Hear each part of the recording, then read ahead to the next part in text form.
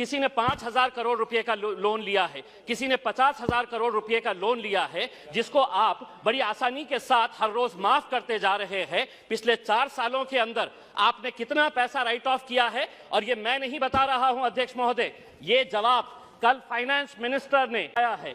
तो सुनिए, आरबीआई ये आपको कह रहा है कि हम आपको डिटेल नहीं दे सकते हैं कि कौन बड़े धन्ना सेठों ने पैसा लिया है, ये देश को आप नहीं बताएंगे।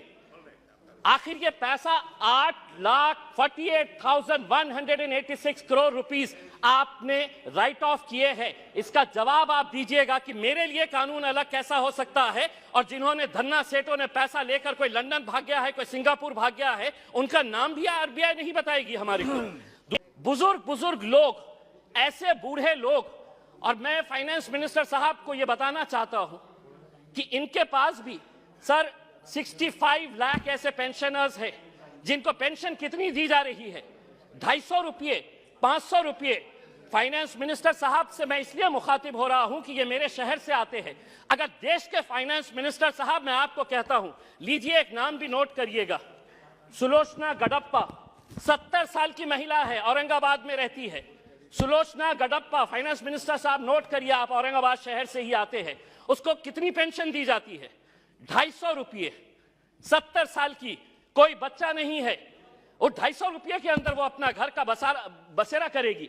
मेरा यह कहना है कि पेंशन स्कीम के अंदर आपके पास कितना पैसा है, वो पैसे से ईपीएस 95 के पिछले कई सालों से, और हर एमपी को इन लोगों ने खून से अपना लेटर लिखकर आपको निवेदन दिया है कि हमारे लिए कुछ तो भी करिएगा करके। आपके पास भी दिए हैं, आपकी भी फोटो छपी थी उसमें।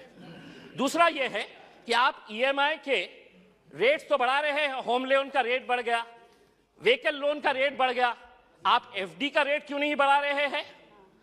क्या वजह है कि आप ये रेट्स के अंदर तो बड़ी आसानी के साथ फैसला ले लेते हैं, लेकिन एफडी का रेट जब बढ़ाने की बात आती है तो आप इसके अंदर कोई फैसला नहीं लेते हैं। आप पेंशन धारकों का सहारा बनकर, उनकी आवाज बनकर संसद में गरजे माननीय सांसद।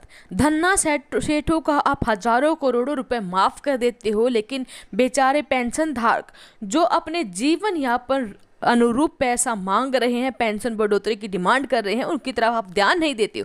उन्होंने अलग अलग सांसदों से खून से लिखे हुए पत्र भेजे हैं, भूख हड़ताल की है, अपनी मांगों को लेकर निरंतर प्रयास कर रहे हैं, लेकिन अभी तक आपके कानों में जूं तक नहीं रेंजी है। नमस्कार दोस्तों, एक बार फिर से स्वागत करते हैं आप सभी का हमारे यूट्यूब चैनल पर। दोस्तों, माननीय सांसद ने क्या खूब उठाया ईपीएस 95 पेंशन धारकों की पेंशन बढ़ोतरी का मुद्दा। ईपीएस 95 पेंशन धारक जो कि न्यूनतम 7500 रुपये प्लस महंगाई भत्ता प्लस उनके जीवन यापन रूपी जो मेडिकल उनके पति पत्नी जो भी हैं, उनके मैं यहाँ पर मेडिकल भत्ते की मांग कर रहे हैं, उनके लिए इन्होंने आज संसद में इस मुद्दे को पुरजोर तरीके से उठाया है। क्या आप उनकी मांग से सहमत हैं? क्या आप उनको सपोर्ट करते हैं? वीडियो के कमेंट बॉक्स में अपने लाइक दें, वीडियो कमेंट बॉक्स में अपना जवाब दें। धन्यवाद। जय हिंद, जय भारत। कि आप जितना पैसा एडवर्टाइजमेंट के ऊपर लगा रहे हैं कि प्रधानमंत्री उज्ज्वला योजना के ऊपर, वही पैसा अगर आप दे देंगे तो शायद इन गरीबों को फायदा होगा। अनएम्प्लॉयमेंट, आज बेरोजगार, ये आंकड़ा मैं नहीं बता रहा हूं, कोई मनगढ़ंत आंकड़े नहीं बता रहा हूं। Centre for monitoring Indian economy, इनके आंकड़े आए हैं। तो सुनिए फाइनेंस मिनिस्टर साहब, अनएम्प्लॉयमेंट रेट इन इंडिया अभी 8% के ऊपर आया है। 3 महीने का सबसे ज्यादा का आंकड़ा जो है वो अभी आया है।